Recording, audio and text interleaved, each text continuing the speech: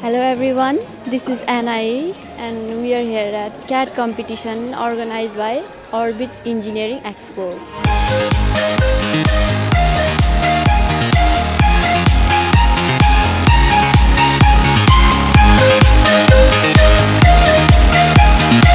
आज चाहिँ म CAD कम्पिटिसनको लागि आएको थिएँ जुन अर्बिटले अर्गनाइज गरेको CAD कम्पिटिसन चाहिँ मलाई एकदमै रमाइलो लाग्यो टाइम चाहिँ अलि भएन तर रमाइलो नै लाग्यो it was my first time experiencing something like this हेर्नै पर्छ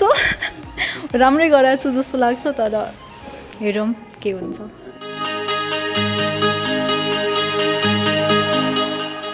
Orbit 2.0 ले अर्गनाइज गरेको CAD कम्पिटिसनमा पार्टिसिपेट गर्नको लागि कम्पिटिसनमा पार्ट लिँदा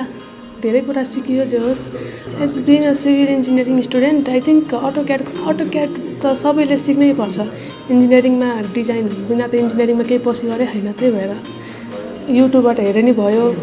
इन्स्टिट्युटहरू धेरै छ N.I.E छ N.I.E is one of the best option मेरो भ्यूमा पनि सबै कुराको प्रिपेरेसनको लागि पनि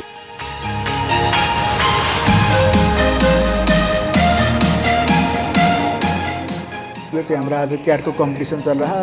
जुन चाहिँ हाम्रो अर्बिट एक्सपो 2.0 द्वारा भइरहेछ